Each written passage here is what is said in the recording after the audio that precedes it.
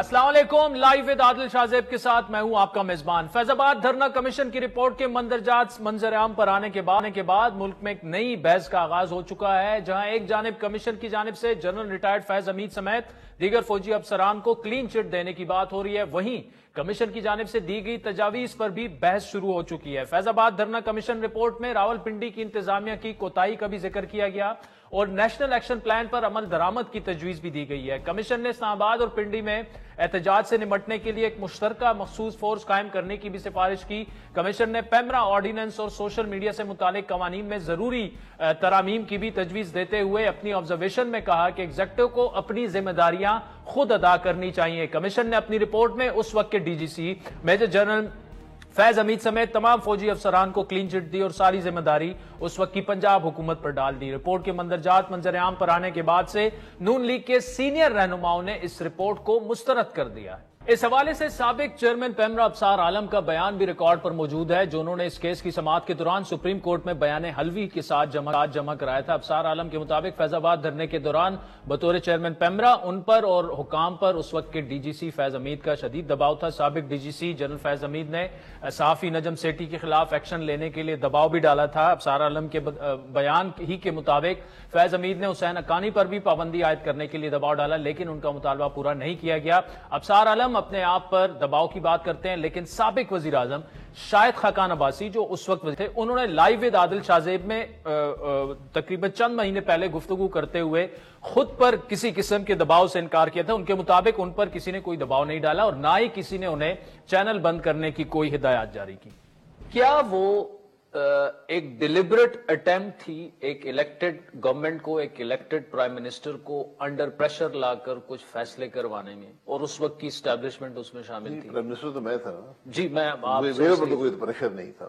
اچھا، مقصد کوئی ایسی بات نہیں تھی کہ پریشر ڈال کر کوئی کام کروایا جائے۔ یہ جو دھرنا ہوا جس میں چینلز بند کرانے کے لیے بھی پریشر آیا، جو کہ ابصار عالم صاحب بھی ریکارڈ پہ اب ہم اس وقت جو پیمرا کے مجھ پہ نہیں آیا، لیکن اگر اس وقت چینل کو بند کیا گیا ہے اور میری جو وزیر تھیں انہوں نے کیا ہے تو پھر میں نے ہی کیا ہے، میں اس کو قبول کرتا ہوں۔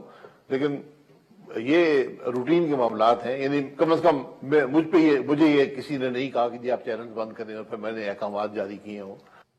میڈیا میں آنے والی تفصیلات کے مطابق سابق D G S I general Faiz Hameed نے کمیشن کو اپنا جو بیان دیا اس میں انہوں نے کہا کہ 2017 میں حکومت نے وزیراعظم کی سربراہی میں دھرنا ختم کرنے کی ذمہ داری دی تھی اور معاہدے پر دستخط اسی لیے کیے گئے کیونکہ ٹی ایل پی والے معاہدے پر آرمی چیف کے دستخط چاہتے تھے۔ جنرل فیض حمید نے یہ بھی کہا کہ معاہدے پر دستخط کی اجازت آئی ایس آئی چیف اور آرمی چیف نے دی تھی اور اس وقت کے وفاقی وزیر داخلہ احسن اقبال کے مطابق اور اس وقت کے وزیر اعظم شاہد خاقان عباسی دونوں نہیں چاہتے تھے کہ جنرل صاحب اس معاہدے پر دستخط کریں۔ آپ کو یاد دلاتے چلیں کہ نون لیگ کے دور حکومت میں 2017 میں قومی اسمبلی کے اراکین کے حلف نامے میں تبدیلی پر ٹی ایل پی نے اس وقت کے وزیر قانون زاہد حامد سے استعفے کا مطالبہ کیا تھا اور اسلام آباد کی جانب مارچ کر کے وفاقی دارالحکومت کو تقریباً 3 ہفتوں تک بند کیے رکھا۔ پھر 25 نومبر 2017 کو فوج کی ثالثی کے بعد حکومت کے ساتھ ہونے والے معاہدے کے تحت ٹی ایل پی دھرنا ختم کرنے پر راضی ہوئی، جس کے تحت وفاقی وزیر قانون زاہد حامد مستعفی ہوئے۔ وزیر دفاع خواجہ آصف نے ماضی میں اس دھرنے کو نواز شریف کو مکمل طور پر مائنس کرنے کی وجہ قرار دیا۔ ہوا کیوں تھا یہ دھرنا آپ کے خیال؟ دیکھیں، اس کے جو شاہد عباسی صاحب کی اس وقت حکومت تھی، اس کے میاں نواز شریف کے جانے کے بعد جو ہے جو مقاصد نہیں حل ہوئے تھے، ان مقاصد کو پھر جو بھی کوئی تھوڑا بہت رہ گیا تھا ایجنڈا جو ہے اس کو پورا کرنے کے لیے دھرنا کیا تھا۔ تو ان کو پریشرائز کروا رہے تھے اور پورا سارا بالکل حکومت جو تھی ہماری اس وقت اس کو کیا کہتے ہیں پیرالائز کر دیا گیا تھا۔ وی ور ہولڈ اپ ان اسلام آباد اور ہمارے اوپر اتنا پریشر تھا کہ it was almost impossible to operate. Tehreek Insaf نے فیض آباد دھرنا کمیشن کی رپورٹ منظر عام پر لانے کا مطالبہ بھی کیا ہے۔ پی ٹی آئی کے ترجمان کے مطابق چیف جسٹس اس رپورٹ کو منظر عام پر لانے کے احکامات صادر کرے۔ یہ معاملہ تھا کیا؟ ان معاملات پر بات کرنے کے لیے ہمارے ساتھ اسٹوڈیو میں موجود ہیں اس وقت کے وزیر اعظم اور اب سابق وزیر اعظم جناب شاہد خاقان عباسی صاحب۔ عباسی صاحب، thank you so much for joining us. ایک تو آپ ہمارے شو میں کئی مہینے پہلے، یہ کمیشن سے بھی پہلے آپ یہ کہہ چکے ہیں کہ میں وزیر اعظم تھا, سب کچھ میرے کہنے پہ ہوا اور میں رسپانسبلٹی اس کی قبول کرتا ہوں. Is that correct? جی بالکل. میں نے کمیشن کو پہلی بات یہی بولی تھی. اچھا, میں کہ جو کچھ حکومت نے کیا وہ میری ذمہ داری ہے. ایک ہوتی ہے ذمہ داری, کیا حکومت نے آپ کے ہی کہنے پہ یہ سب کچھ کیا تھا؟ آپ کی سے اس میں شامل تھی یا اس وقت کے ڈی جی سی جو تھے فیض حمید صاحب معاملات کو ہینڈل کر رہے تھے؟ نہیں, ایسی بات نہیں ہے. حکومت کی طرف سے جو ڈی جی سی ہوتا ہے وہ بھی رپورٹ پرائم منسٹر کو کر رہا ہوتا ہے. اچھا, لیکن اس سارے معاملے کے انچارج جو تھے وہ منسٹر آف انٹیریئر تھے. اچھا, میں ہر روز ہر چیز کی نگرانی تو نہیں کرتا نا, دن میں 20 اور کام ہوتے ہیں. اس وقت احسن اقبال صاحب جی احسن اقبال, تو جو کچھ احسن اقبال صاحب نے کیا ہے وہ میری ذمہ داری ہے. وہ میرے وزیر تھے, ہماری کابینہ تھی, کلیکٹیو رسپانسبلٹی ہوتی ہے. اچھا, اور موقع پہ فیصلے کرنے ہوتے ہیں, ہر چیز کی اجازت آپ نہیں لیتے. احسن اقبال صاحب یہ کہہ رہے ہیں کہ آپ کی بھی یہ وہ تھی رائے تھی اور ان کی بھی بطور انٹیریئر منسٹر رائے تھی کہ فیض حمید صاحب کو اس معاملے میں نہیں پڑھنا چاہیے اور انہیں دستخط نہیں کرنے چاہیے, اچھا میسج نہیں جائے گا. جی, دستخط کی بات بالکل درست ہے. اچھا, جو ٹیم نامینیٹ کی گئی تھی اس میں فیض حمید صاحب حصہ تھے. اچھا, جو ٹیم نیگوشیٹ کر رہی تھی. اور میں نے احسن صاحب سے کہا تھا کہ یہ اس قسم کے جو کاغذات ہوتے ہیں یا معاہدے ہوتے ہیں یہ کوئی نئی بات نہیں, ہوتے رہے ماضی میں بھی. اس کو عام طور پہ انتظامیہ سائن کرتی ہے, یعنی آئی جی پولیس سائن کر دے گا, کمشنر سائن کر دے گا. تو بہرحال وہ جب صبح پتہ چلا کہ اس پہ احسن اقبال صاحب نے سائن کیے ہیں تو میں نے ان سے پوچھا تھا, تو انہوں نے کہا جی کہ اس وقت جب نیگوشیٹ ہو رہا تھا تو وہ اگلے لوگ نہیں مان رہے تھے, تو فیض حمید صاحب نے کہا کہ میں بھی سائن کر رہا ہوں, آپ بھی سائن کر رہے ہیں, تو میں نے بھی سائن کر دیا. تو کوئی اس میں آر نہیں ہے. یعنی اس کا مطلب ہے کہ آپ سے پوچھ کے تو انہوں نے پھر سائن, آپ کی مرضی کے بغیر سائن ہوا؟ مجھ سے انہوں نے پوچھا, میں ذمہ داری قبول کر رہا ہوں نا. اچھا, وہ رات کے 3-4 بجے کا وقت تھا, مجھ سے پوچھ بھی سکتے تھے, اٹھاتے مجھے پوچھتے. انہوں نے فیصلہ کیا, میرا فیصلہ ہے.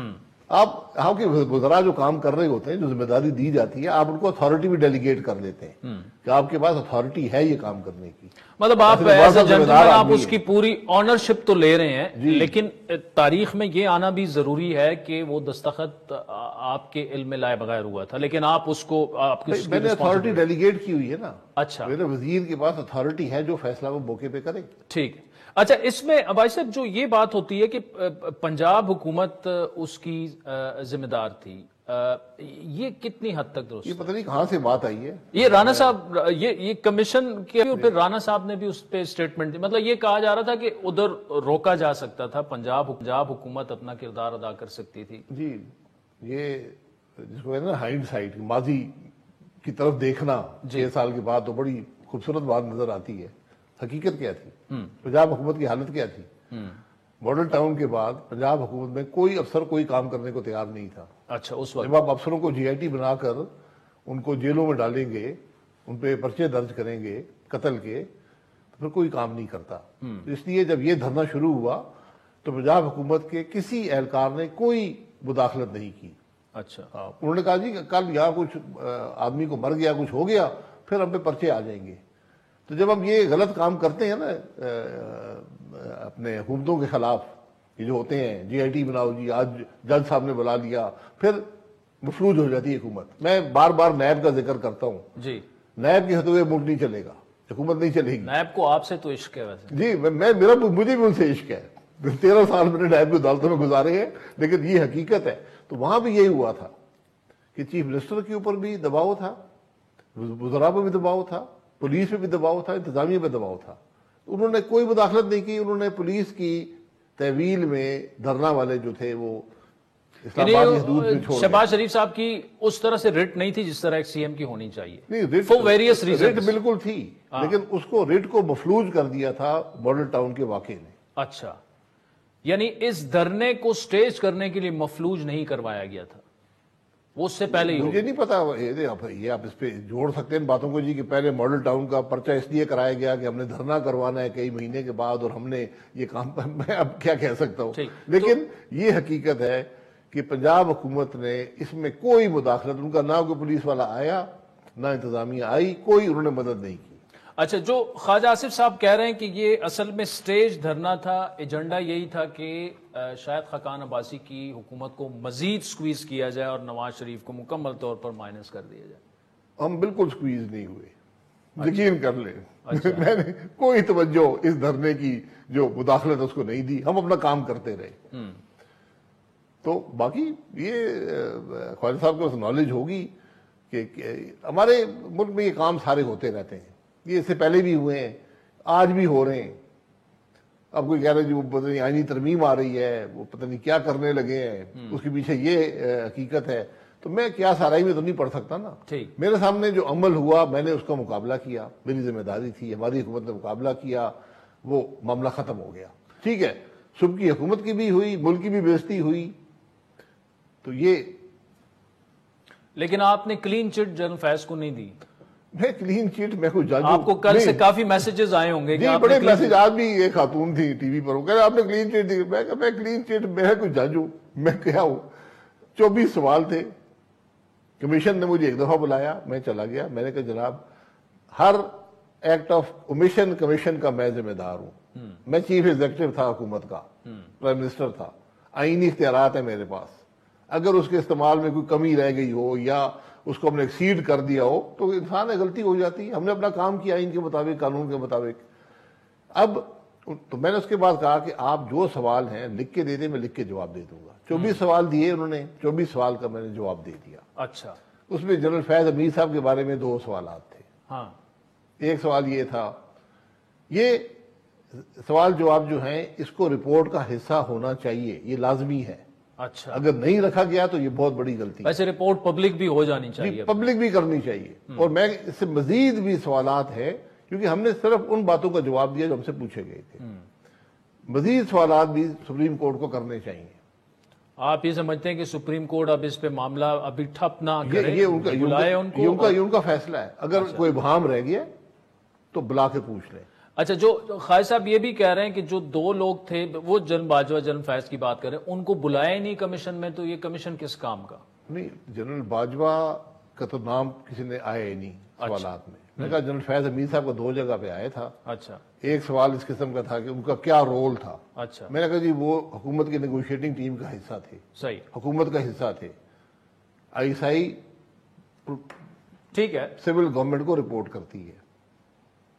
ڈی جی سی جو ہوتا ہے وہ ڈی جی آئی ایس آئی کو رپورٹ کرتا ہے. D G I S I prime minister کو رپورٹ کرتا ہے.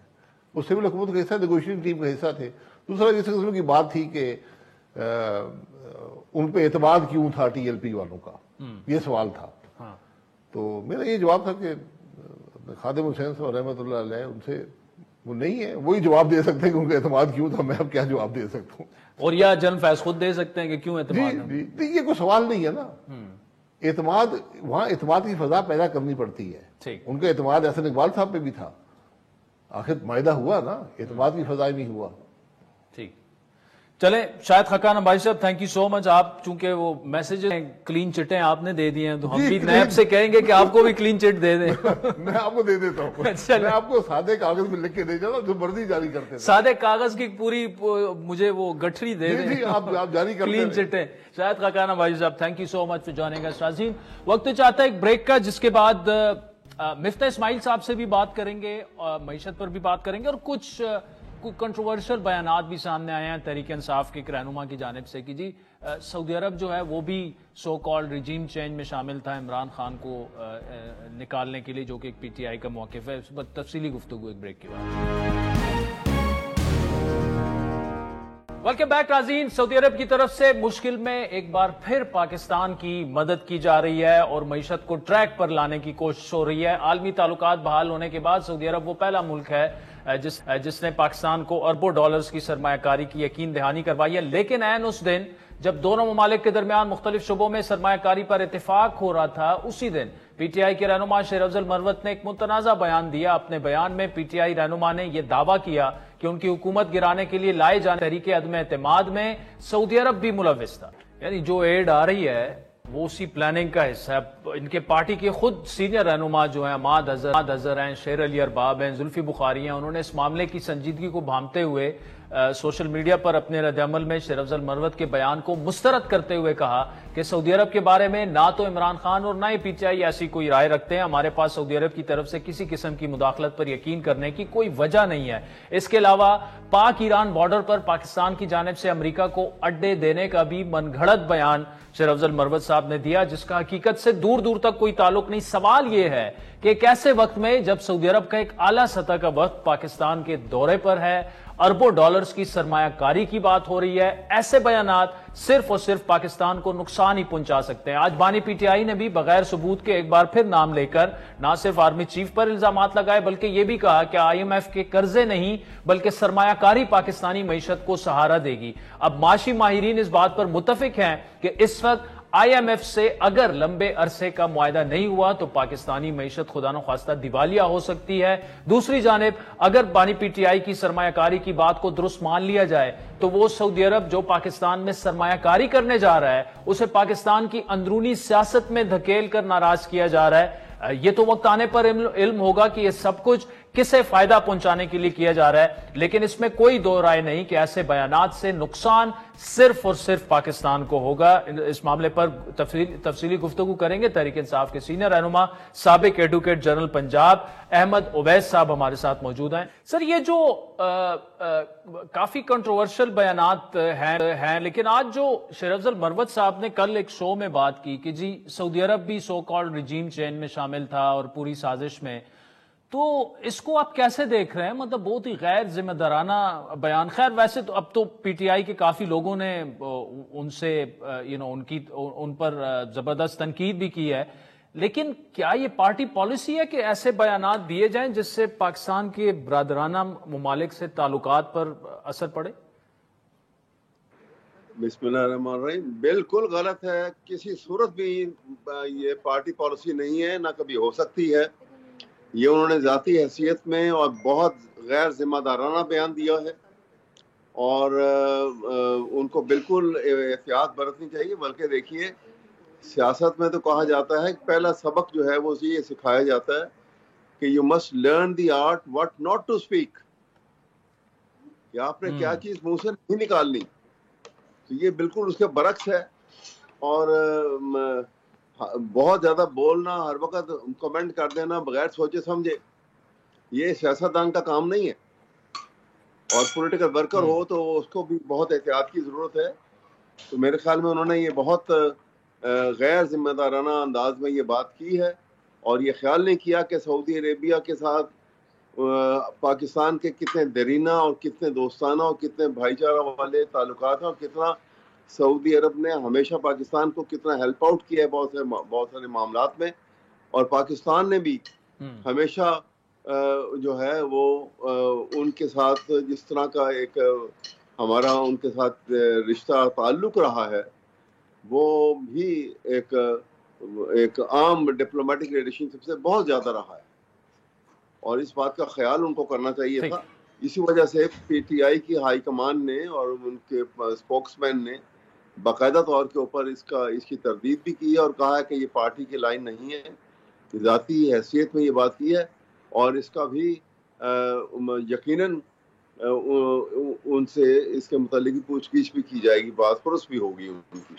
ये गलत तरीकेकार है बिल्कुल।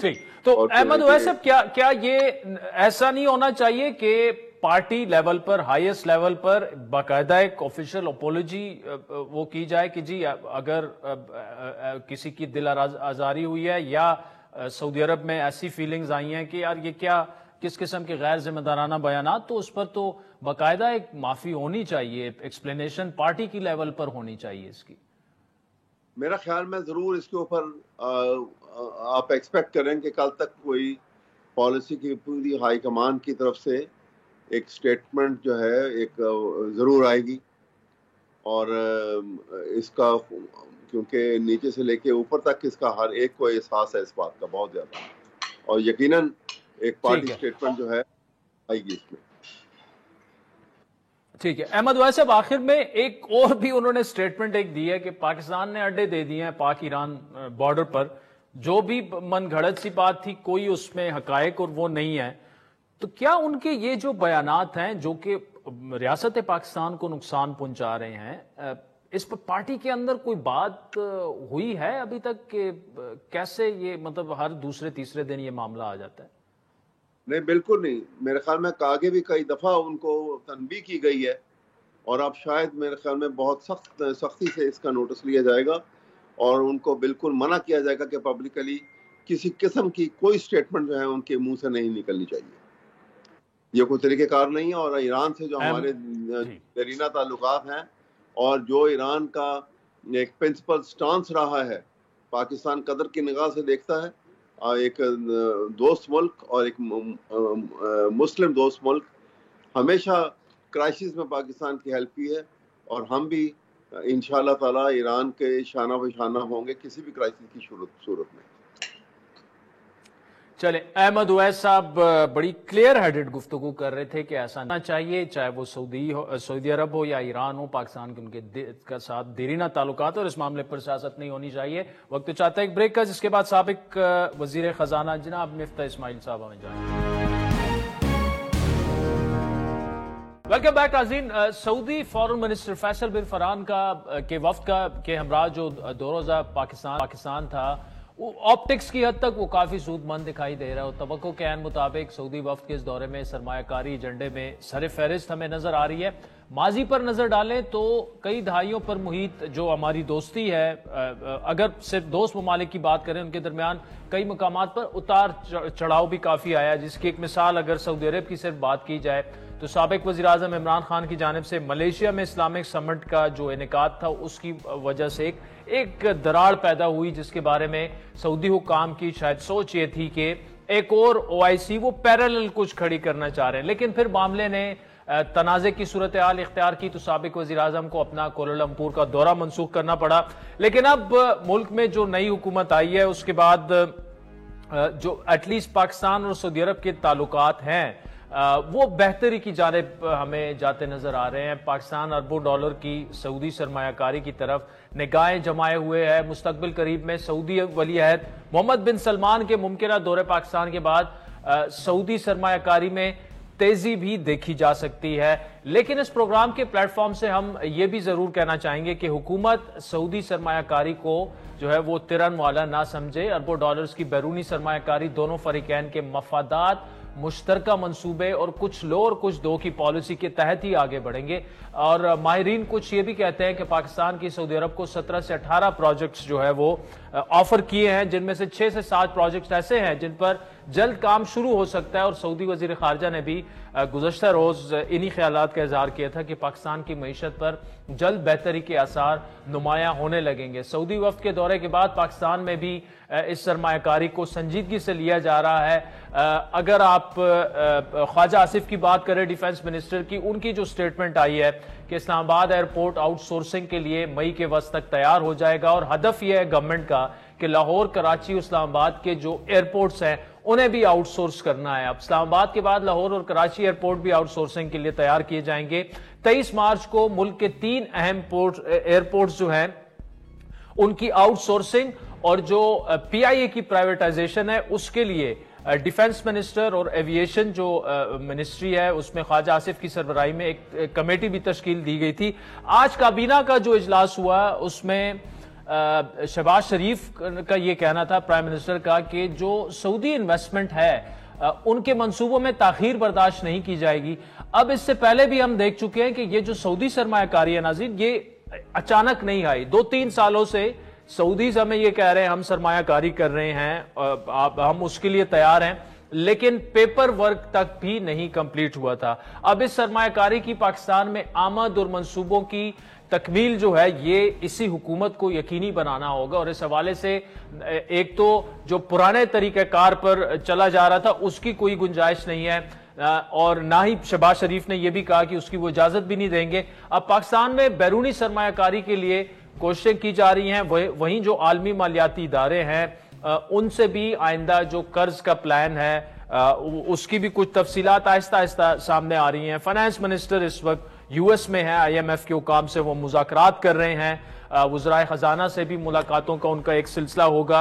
अब फाइनेंस मिनिस्टर ने वाशिंगटन में आलमी बैंक और एशियाई तरक्याती बैंक के सदूर से मुलाकातों में IMF का जो प्रोग्राम है उसके तहत जारी इस्लाहात से उनको आगाह किया। अब इस्लाहात या रिफॉर्म्स ऐसी चीजें हैं कि जब से हम पैदा हुए हैं या सहाफत में आए हैं या समझ बूझ आई है, ये इस्लाहात का लफ्ज हमेशा से जारी है, लेकिन वो इस्लाहात हैं कि होने को नहीं आते, अवाम पर बोझ पड़ता जाता है। लेकिन ये क्या इस्लाहात हैं कि जो आज होना जरूरी हैं? आलमी बैंक के सदर ने मईशत के इस्तेकाम और महसूलात में इजाफे के लिए जो खबरें आई हैं कि इस्लाहात को सराहा है।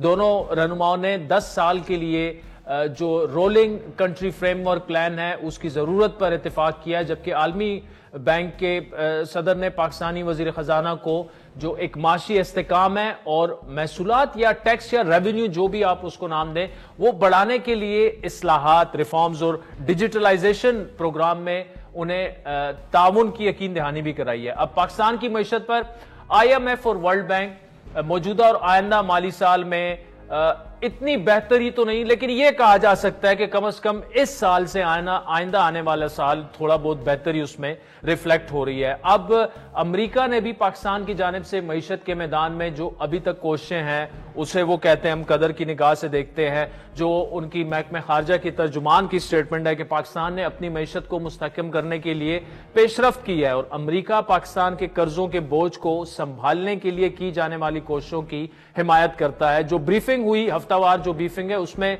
जो स्टेट डिपार्टमेंट के स्पोक्स पर्सन है मैथ्यू मिलर, उनसे एक सवाल हुआ जिसके जवाब में उन्होंने कहा कि पाकिस्तान ने अपनी मईशत को मुस्तहकम करने के लिए पेशरफ्त की है, कर्जों के बोझ को संभालने के लिए पाकिस्तान की कोशिशों की हिमायत करते हैं। उन्होंने ये भी साथ में कहा कि पाकिस्तान की जो इक्तिसादी कामयाबी है उसके लिए अमरीकी हिमायत गैर मुतज़लज़िल है। माशी चैलेंजेस से निपटने के लिए इक्तिसादी इस्लाहात को तरजीह देने की हौसला अफजाई करते हैं। अमरीका पाकिस्तान के फैसलों कोशिशों को सराह रहा है, लेकिन पाक ईरान गैस पाइपलाइन के मंसूबों पर पाबंदी का वो इंडिया भी दे चुके हैं। क्या उन्होंने कहा था, जरा सुनिए। अब पाकिस्तान अमेरिका की हिमायत ना मिलने के बावजूद इस ईरान पाकिस्तान गैस पाइपलाइन मंसूबे पर काम शुरू करने के लिए पुरज़म है और ईरान के सदर इब्राहिम रईसी आइंदा चंद हफ्ते में 22-23 अप्रैल को वो पाकिस्तान का दौरा भी कर रहे हैं, जो शेड्यूल होने के बावजूद मौजूदा हालात के तनाजुर में खासी अहमियत का हामिल होगा। तमाम सूरत हाल में पाकिस्तान की पॉलिसी क्या होगी, क्या होनी चाहिए, और ये जो सऊदी फॉरेन मिनिस्टर का दौरा है, इन्वेस्टमेंट की अरबों डॉलर्स की बातें हो रही हैं, इससे पाकिस्तानी मईशत को क्या बातों की हद तक फायदा पहुंचेगा? और पाकिस्तान के जो फॉरेन मिनिस्टर हैं इस वक्त US में हैं, क्या हो सकता है आगे आने वाले दिनों में? क्या अवाम के लिए कुछ थोड़ा बहुत रिलीफ भी पाइपलाइन में हमें नजर आ रहा है? तफसीली गुफ्तगू करेंगे। साबिक वजीर खजाना मिफ्ता इस्माइल साहब हमारे साथ मौजूद हैं। मिफ्ता इस्माइल साहब, thank you so much for joining us. Sir, पहले तो ये बताइएगा कि ये जो पूरा एक ऑप्टिक्स की हद तक अगर बात करें तो हर तरफ से ही कहा जा रहा है अच्छी खबरें आना शुरू हो चुकी हैं। अभी सऊदी वफ्द आया है, उसके बाद ईरानी प्रेसिडेंट भी आएंगे और IMF से भी हमारे मुज़ाकरात चल रहे हैं। ऑप्टिक्स की हद तक तो ये ठीक है, लेकिन एक्चुअली कितना ये चीजें जो हैं, जो हमारी एक मईशत डिट्रैक रही तकरीबन 2 साल, उसको ट्रैक पर लाने के लिए कितना सूदमंद ये चीजें साबित होंगी? शुक्रिया आदिल भाई। शॉर्ट टर्म इंजेक्शन हो सकता है सऊदी अरब की सरमायाकारी आने से। 2-4 बिलियन डॉलर्स की अगर सरमायाकारी कर देते हैं तो इससे 1-8 बिलियन डॉलर्स का शायद हमारा फॉरेन एक्सचेंज रिजर्व बढ़ जाए, क्योंकि बाकी अगर वो कोई चीज़ मिसाल के तौर पर रिफाइनरी लगा रहे हैं या रेकोटेक में कोई काम कर रहे हैं तो उस पर बहुत सारे मशीन्स वगैरह भी बाहर से आते हैं, पाकिस्तान से बाहर से खरीदने होते हैं, तो इतना हमको डायरेक्ट फायदा नहीं होगा फॉरेन एक्सचेंज को। लेकिन चलें समझ लीजिए कि 1-2 बिलियन डॉलर्स आ गए, या शायद एम्प्लॉयमेंट वगैरह पे कोई एम्प्लॉयमेंट पे तो बिल्कुल फायदा होगा। लेकिन जो जहां पे पाकिस्तान इस वक्त आ गया है, जिस नहज पे पाकिस्तान आ गया है, ये शॉर्ट टर्म छोटे मोटे मेजर्स से पाकिस्तान ठीक नहीं होगा। जब तक कि फंडामेंटल इस्लाहत नहीं करेंगे हम पाकिस्तान की हालत इसी तरह बुरी रहेगी। और जो बहुत अरसे से रही है, 9 करोड़ पाकिस्तानी खतरे गुर्बत के नीचे हैं। इस साल कुछ भी हो जाए तो हम प्रेडिक्ट कर रहे हैं, वर्ल्ड बैंक प्रेडिक्ट कर रही है कि 1 करोड़ पाकिस्तानी और खतरे गुर्बत के नीचे चले जाएगा। ये कहना आसान है, लेकिन वो 1 करोड़ लोग जिनको रात की रोटी नहीं मिल रही है, वो बच्चे, जिसमें आधे बच्चे होंगे जिनको 3 वक्त की रोटी नहीं मिल रही है और वो भूखे सोएंगे, वो सुबह पढ़ भी नहीं सकेंगे। तो ये पाकिस्तान बहुत बुरी जगह पे आ चुका है। اور جب تک ہم اس ملک کی فنڈامنٹل سمت بدلیں گے نہیں، ہم دنیا کی قوموں سے پیچھے رہتے جائیں گے۔ فنڈامنٹل سمت کی ذرا ڈیفینیشن کر دیں کہ آپ کی نظر میں کیا وہ فنڈامنٹل سمت ہے، اور اسی سے جڑا ایک دوسرا سوال کہ یہ جو ہم سننے میں یہ آتا ہے کہ جی ہمیں $25 بلین تقریباً ہر سال جو ہے وہ ڈیپٹ سروسنگ اور قرضہ اتارنے کے لیے، تو یہ کہاں سے آئیں گے، اور اس کو تھوڑا سا جوڑ کے ذرا جواب دیجیے گا۔ دیکھیے، پہلا جو آپ نے کہا کہ سمت کیسی چینج کرنی ہے، تو سمت ایسی کرنی ہے کہ ہمارا ابھی تک گزارا جو ہے نا وہ قرض پہ ہوتا ہے۔ ہم ابھی بھی جو آپ نے بات کی ابتدائیے میں کہ وزیر خارجہ ہمارے IMF سے گئے ہوئے ہیں، IMF سے بات کرتے ہیں، ورلڈ بینک سے بات کرتے ہیں، ایشین ڈیولپمنٹ بینک سے بات کرتے ہیں، وہ کیا کرتے ہیں کہ ہم کو قرض دے دو۔ ایک دکان جو نقصان میں ہے اس دکان کو ہم ٹھیک نہیں کر رہے، ہم کہہ رہے ہیں یار پڑوسیوں سے قرض لے آؤ تو دکان چل جائے گی، 6 مہینے بعد یہ مسئلہ دیکھیں گے۔ حکومت نے، ہماری پاکستان کی حکومت نے 20 سالوں سے یا اس سے زائد بس یہی کرتے رہے ہیں کہ بس سارے مسائل جو ہیں وہ آگے چھوڑتے ہیں، ابھی قرض لے کر قوم سے کام چلاتے ہیں۔ آج قرض اتنا بڑھ گیا ہے کہ قوم کا ہم نے مستقبل گروی رکھ دیا ہے، اس قوم کا مستقبل گروی رکھ دیا ہے جس میں بچوں کو آپ تعلیم نہیں دیتے تو مستقبل تو پہلے آپ نے تباہ کر دیا ہے۔ اب کیا سم چینج کرنی ہے؟ آپ نے مثال کے طور پر اس ملک میں لوکل گورنمنٹ نہیں ہے۔ لوکل گورنمنٹ جب تک ایفیکٹو نہیں ہوتی تو آپ جو غریب لوگوں کو مفت تعلیم دیتے ہیں یا ہیلتھ دیتے ہیں وہ نہیں دے سکتے۔ تو آپ کے یہاں 58% بچہ جو ہے وہ ویسٹڈ ہے یا اسٹنٹڈ ہے، اور اس کا نمبر بڑھ رہا ہے، کم نہیں ہو رہا۔ آپ کے یہاں 2.60 کروڑ بچے اسکول میں نہیں ہیں، آپ کے 80 لاکھ بچے نئے پیدا ہو رہے ہیں جن کو آپ نے اسکول میں ڈالنا ہے لیکن وسائل نہیں ہیں۔ تو یہ سم چینج کرنی ہے کہ لوکل گورنمنٹ ہونی چاہیے جس کے پاس فائنینشیل ریسورسز وفاق سے ڈائریکٹ آئیں، اور جس کے پاس تعلیم اور صحت کا کام ہو وغیرہ وغیرہ۔ آپ کے پاس لوکل گورنمنٹ نہیں ہے۔ آپ کے پاس NFC ایوارڈ جو ہے جس کی وجہ سے آپ نے وفاق کو بیسکلی کنگال کر رکھا ہے، اور آپ صوبوں کو پیسے دے دیتے ہیں تو صوبوں کے چیف منسٹر شو کے پروجیکٹس کر رہے ہوتے ہیں، ان کے پاس پیسے ہوتے ہیں۔ یہ انسینٹیو ہی غلط ہے، صوبے اپنا ٹیکس جمع نہیں کرتے، وفاق ان کو پیسے دے دیتا ہے اور وفاق کنگلا رہتا ہے۔ وفاق قرض لیتا ہے، قرض کے پیسے نہیں کسی کو دینے کے، تو وہ پیسے نوٹیں چھپتی ہیں، وہ نوٹیں چھپتی ہیں، اس سے مہنگائی ہوتی ہے۔ پوائنٹ نمبر 1 لوکل گورنمنٹ نہیں ہے۔ پوائنٹ نمبر 2 NFC ایوارڈ آپ یہ کہہ رہے ہیں کہ ریوزٹ ہونا چاہیے، 100% ریوزٹ ہونا چاہیے۔ اور اگر میں تو یہاں تک کہتا ہوں کہ یہ 9 کھرب روپیہ جو اس سال آپ جمع کریں گے، 9 ٹریلین روپے، اس کو 60% جو آپ صوبوں کو دیتے ہیں وہ دے دیں۔ اس کے بعد جو جمع ہوتے ہیں اس میں سے ایک بڑا حصہ جو ہے وہ وفاق کو دینا چاہیے تاکہ بجٹ ڈیفیسٹ ختم ہو۔ ورنہ اس وقت کیا ہو رہا ہے کہ آپ کے پاس سود دینے کے پیسے بھی نہیں بچتے، تو آپ کو سود دینے کے لیے بھی مزید قرض لینا پڑے گا، جس کو ڈیٹ ٹریپ بولتے ہیں۔ آپ مزید قرضوں میں دب رہے ہیں، آپ نہیں نکل سکیں گے اگر یہ آپ کرتے رہے تو۔ اس کے بعد تیسری چیز جو ہے وہ آپ کو فنڈامنٹلی پرائیویٹائزیشن کرنی پڑے گی۔ دیکھیں اس وقت دکانداروں کو کمرشل ریٹ جو ہے نا وہ 60 سے 80 روپے فی یونٹ پڑ رہا ہے، ٹھیک ہے۔ انڈسٹریل بجلی جو ہے وہ 40 روپے کی سے زیادہ کی بجلی ہے۔ گیس جو ہے وہ مہنگی ترین ہو گئی ہے پاکستان میں۔ پنجاب میں صرف LNG مل رہی ہے، اور سندھ کے اندر جو ہے وہ 80 یا 50% LNG دیتے ہیں، یعنی کہ 3500-3300 روپے سندھ میں بھاؤ ہو گیا، 4000 روپے پنجاب میں ہو گیا ہے۔ یہ آپ جو $12 یہاں پہ یا $15 یہاں پہ لے رہے ہیں، بنگلہ دیش لے رہا ہے $6، ہندوستان لے رہا ہے $60۔ دنیا میں LNG ملتی ہے $7-7.5 کی آج اگر آپ امپورٹ کرنے جائیں، بلکہ اس سے بھی سستی مل جاتی ہے۔ نہ آپ پرائیویٹ سیکٹر کو اجازت دے رہے ہیں کہ اپنی خود امپورٹ کر لو، اور نہ حکومت صحیح نرخ پہ دے رہی ہے۔ یہ پتہ نہیں کیا تماشا لگا ہوا ہے۔ تو انڈسٹریل امپلائمنٹ بھی کم ہو جائے گی۔ آپ سعودی کی انویسٹمنٹ بھی لے آئیں، لیکن اگر لوکل انویسٹمنٹ کو آپ ختم کر دیں گے تو کہاں سے آگے بڑھیں گے بھائی؟ پاکستان کے اندر کبھی تاریخی طور پر انویسٹمنٹ وہ نہیں آئی ہے کہ جو یہاں سے مال بنا کر ایکسپورٹ کرے، برآمدات بڑھائے۔ ہم تو یہ کرتے ہیں کہ جو یہاں پہ انویسٹمنٹ کرتے ہیں وہ ہم کو ہی مال بیچتے ہیں، یعنی کہ کسی نے ٹیلی فون کمپنی میں انویسٹمنٹ کیا تو ٹیلی فون سروسز ہم کو بیچتے ہیں، کسی نے گاڑی کی کمپنی میں انویسٹمنٹ کیا تو گاڑیاں ہم کو ہی بیچتے ہیں اور ہم کو ہی پیسے دینے پڑتے ہیں۔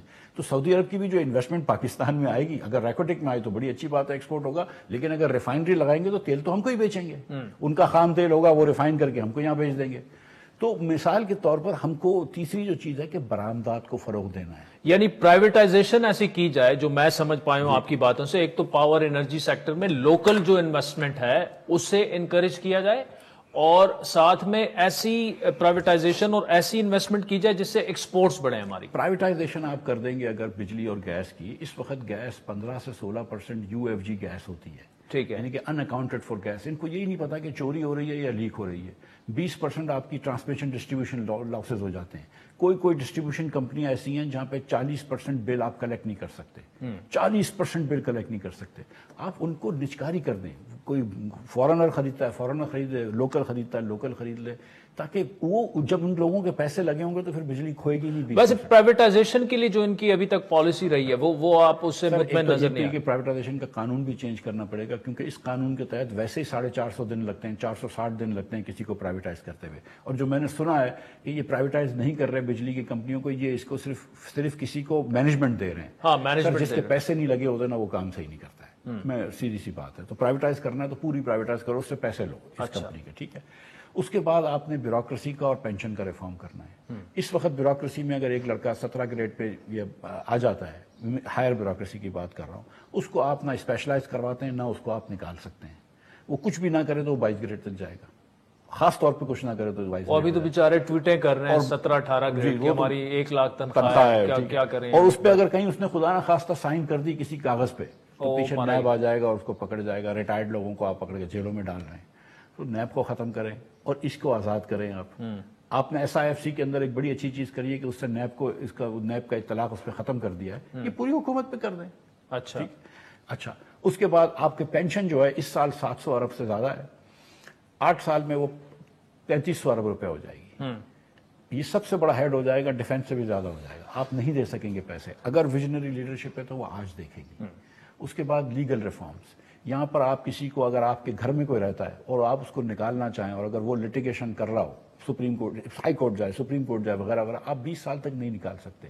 غریب آدمی کو انصاف نہیں ملتا ہے. انصاف ملنا ضروری ہے کسی بھی معاشرے کے اندر. اگر دبئی کے اندر آج انویسٹمنٹ ہوتی ہے نا, پاکستانی انویسٹ کرتے ہیں دوسرے لوگ, کیونکہ آپ کو پتا ہے کہ چلو جمہوریت نہیں ہے لیکن انصاف ہے. آپ کے پیسے لگے ہوئے تو کوئی کھا نہیں سکتا ہے آپ کے پیسے. یہاں پر انصاف نہیں ہے, تو انصاف ضروری ہے. اور آپ کو لیگل ریفارمز کو آسان کرنا ہے. یہاں پر کسٹڈی کی بیٹلز ہوتی ہیں, یہاں پر کوئی چیز کا فیصلہ نہیں کرتا. اچھا مفتی صاحب, اور ایک اور چیز سن لیجیے آخری پھر اس کے بعد ختم کر دوں گا. سر 80 لاکھ بچے پیدا ہوں گے اس سال. پاکستان کی پاپولیشن گروتھ جو ہے نا وہ کانگو کے برابر ہو گئی ہے. ٹھیک ہے, ہم ساؤتھ ایشیا سے بہت پیچھے چلے گئے. 80 لاکھ بچوں کو ہم اسکول میں نہیں پڑھا سکیں گے 2-4 سال بعد. ہم 2 کروڑ 60 لاکھ بچے آلریڈی اسکول کے باہر بٹھا کے رکھے ہوئے ہیں. آپ جب تک پاپولیشن پلاننگ پہ کام نہیں کریں گے پاکستان آگے نہیں بڑھ سکتا ہے. یہ بات ہم کو سمجھنی ہوگی کہ جب تک یہ قوم پڑھی لکھی نہیں ہوگی یہ آگے نہیں بڑھ سکتی. ناظرین, وقت چاہتا ہے ایک بریک کا, جس کے بعد سابق وزیر خزانہ مفتاح اسماعیل صاحب سے یہ انٹرسٹنگ چٹ چیٹ جاری رکھیں. ویلکم بیک ناظرین. سابق وزیر خزانہ مفتاح اسماعیل صاحب ہمارے ساتھ موجود ہے اور پاکستانی معیشت پر بڑی کھل کر ان سے بات چیت جاری ہے. اچھا, یہ جو جتنی باتیں آپ نے کی ہیں obviously وے فارورڈ تو یہی ہے, لیکن ایک ایسے ٹائم میں جب پولیٹیکل انسٹیبلٹی ختم ہونے کا نام نہیں لے رہی, گورنمنٹ جو ہے PMLN کے اندر سے لوگ ان کو کہہ رہے ہیں جی یہ تو ہماری گورنمنٹ نہیں ہے, ہم ہارے ہیں جیتے ہیں, کوئی کیا کہہ رہا ہے کوئی کیا کہہ رہا ہے, یہ کر پائیں گے یہ جو آپ کہہ رہے ہیں؟ سر آپ کسی نے PMLN کے سر پہ بندوق رکھ کے تو حکومت نہیں دی ہے. انہوں نے خود حکومت لی ہے, اور جب حکومت لی ہے, وزارتیں لی ہیں, وزارت عظمیٰ لی ہے, چیف منسٹرشپ لی ہے, تو پھر کام کریں. اور آپ نے جب لاسٹ ایئر ریفارمز ڈیلے کیے تو کون سا آپ کو ووٹ پڑ گیا؟ ٹھیک ہے, ہم سب خیر جانتے ہیں. تو پھر کام کرو نا. جب آپ یہاں پہ اس ملک اس نہج پہ پہنچ گیا ہے کہ اب ملک کی بقا کے لیے ضروری ہے کہ آپ یہ چیزیں کریں, NFC ایوارڈ کریں, نشکاری کریں, ماحول ایسا بنائیں. سعودی عرب کے وزیر آتے ہیں, ہم نے SIFC کے تھرو ان کو کام کروا دیا, چلیں اچھی بات ہے, لیکن ہر چھوٹے بڑے آدمی کے پاس تو اتنی پہنچ نہیں ہوتی نا کہ وہ وزیر اعظم کے پاس پہنچ جائے یا آرمی چیف کے پاس پہنچ جائے. آپ کو ملک کے اندر حالات ایسے پیدا کرنے ہوں گے کہ چھوٹے بڑے لوگ یہاں پہ انویسٹمنٹ کریں.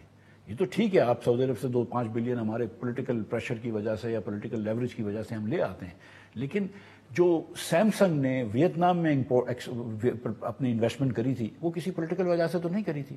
سیمسنگ وہاں سے $68 بلین کا 68 بلین ٹیسلا $3 ارب جو انڈیا لے کے آ رہا ہے, سر 68 بلین کا ایکسپورٹ کرتا ہے ویتنام سے. ہم یہاں پر $1 نہیں لا سکتے پاکستان کے اندر دنیا کی کسی کمپنی سے جو یہاں پہ چیزیں بنا کر ایکسپورٹ کرے. تو حالات کو بدلے نا. ابھی تک جو نئی گورنمنٹ آئی ہے اس نے ابھی تک جو ایفرٹس کیے ہیں جو ہمیں نظر آ رہے ہیں وہ آپ کو سفیشینٹ نہیں لگے؟ دیکھیے میں یہ جو باتیں, اورنگزیب صاحب ایک اچھے آدمی ہیں جی, میں I think he has his heart in the right place and also the mind. آپ بھی اچھے آدمی تھے, اسحاق ڈار صاحب بھی اچھے آدمی تھے, سارے اچھے. چلیں مطلب, لیکن میں مثال میں کہہ رہا ہوں کہ he has his mind in the right place. ان کو پتا ہے کہ کیا ریفارمز کرنے ہیں, کتنا امپاور ہوتے ہیں وہ مجھے نہیں پتا ہے. کیا حکومت کو اور مسلم لیگ کو یہ پتا ہے کہ کیا کیا کرنا ضروری ہے؟ تو وہ مجھے نظر نہیں آتا. مجھے نہیں لگتا کہ مسلم لیگ کو اس چیز کا ادراک ہے کہ یہ ریفارمز اور یہ اصلاحات آج کتنی ضروری ہیں. مجھے نہیں لگتا کہ مسلم لیگ کو اس بات کا ادراک ہے کہ جب تک کہ 28% tax to G D P نہیں ہوتا، بجٹ بیلنس نہیں ہوتا، لہٰذا این ایف سی کو ریوزٹ کرنا ہے. مجھے نہیں لگتا کہ مسلم لیگ کو ادراک ہے. مسلم لیگ مجھے لگتا ہے ریکارڈ دیکھ کے کہ یہ آخر میں نچکاری پی آئی اے کی تو شاید ہو جائے گی لیکن باقی نچکاری نہیں کر سکے گا. مجھے نہیں لگتا کہ مسلم لیگ نے آج تک پاپولیشن پلاننگ کو سیریس لیا ہے. مجھے نہیں لگتا کہ حکومت جو ہے وہ بیوروکریٹک ریفارمز کے اوپر کئی کام کر رہی ہے یا لیگل ریفارمز پہ کام کر رہی ہے. مجھے نہیں لگتا کہ وہ تعلیم کے اوپر کوئی کام کر رہی ہے. آپ ایسر کی رپورٹ دیکھیں، اے سی آر کی، آپ دیکھیے کہ پاکستان میں 5ویں جماعت کا بچے جو ہیں وہ 2/3 بچے جو ہے نا وہ دوسری جماعت کی میتھ نہیں کر سکتے، انگریزی نہیں کر سکتے. لیکن مفتی صاحب یہ جو ساری باتیں ہیں، جب آپ فائنانس منسٹر تھے تو اس وقت بھی تیاری تو نہیں تھی مسلم لیگ نے ان کی؟ سر یہ آپ کو یاد ہے کہ میں نے دکانداروں کے اوپر ٹیکس لگایا، پھر جو ہوا وہ آپ جانتے ہیں. آپ کو یہ بھی پتا ہے کہ ریئل اسٹیٹ کے اوپر بھی، اور شہباز شریف بھی ابھی ویسے پھر ریٹیلرز بڑے مشکل سے آ رہے ہیں ریڈار پہ. پھر ہم نے پھر ٹیکس لگایا تھا ریئل اسٹیٹ کے اوپر، وہ آج کل بھی سپریم کورٹ میں ہے. لیکن اصل میں جو ٹیکس لگتا ہے ریئل اسٹیٹ کے اوپر، پراپرٹی کے اوپر، وہ صوبوں میں لگتا ہے. لیکن کیونکہ آپ صوبوں کو اتنا وافر پیسہ دے دیتے ہیں کہ ان کو ضرورت نہیں پڑتی، تو پورے پاکستان میں صوبے جو ہیں وہ صرف $8 بلین کی پراپرٹی ٹیکس جمع کرتے ہیں. مجھے آپ یہ بتائیے، دیکھیں میں آپ کو سچ بتاؤں کہ ان دی اینڈ ایک نوجوان کو آپ نے کیا ہوپ دی ہے؟ ایک آدمی جو کہ صبح پڑھا بھی ہے، میٹرک کر لیا، انٹر کر لیا، بی اے کر لیا، صبح 9 بجے جاتا ہے نوکری پہ، شام کے 6 بجے تک نوکری پہ رہتا ہے، 1-1.5 لاکھ روپیہ کماتا ہے. کیا اس کا حق نہیں ہے اس ملک کے اوپر کہ وہ اپنے بچوں کی فیس بھر سکے، اپنے والدین کی دوائی دے سکے، وہ بجلی کا بل بھر سکے؟ تو کیا 1-1.5 لاکھ روپے کی تنخواہ والا بھی آج یہ کر سکتا ہے؟ اگر یہ نہیں کر سکتا تو پھر یہ حکومت کی ذمہ داری نہیں ہے؟ کیا یہ نظام کی ذمہ داری نہیں ہے کہ ہم نے اپنے لوگوں کو فیل نہیں کر دیا؟ اچھا مفتی صاحب، یہ جو آپ باتیں کر رہے ہیں obviously اس میں حقیقت بھی ہے اور یہ تلخ حقیقت بھی ہے، اور وے فارورڈ یہی ہے کہ گورنمنٹ کو نہ صرف اس چیزوں کا ادراک ہو بلکہ پالیسی بھی لے کے آئیں. لیکن اس وقت فائنانس منسٹر جو ہے وہ پی ایم ایل این کا نہیں ہے، اور اندر پی ایم ایل این سے بھی یہ باتیں اٹھ رہی ہیں کہ یار ہمارے ہاتھ میں نہ فائنانس ہے، نہ ہمارے ہاتھ میں جو ہے وہ انٹیریئر منسٹری ہے، تو ہم آگے کیسے بڑھیں؟ اب جو ایس آئی ایف سی کا ماڈل ہے اس میں بھی آپ دیکھیں اس پر تنقید یہ ہوتی ہے.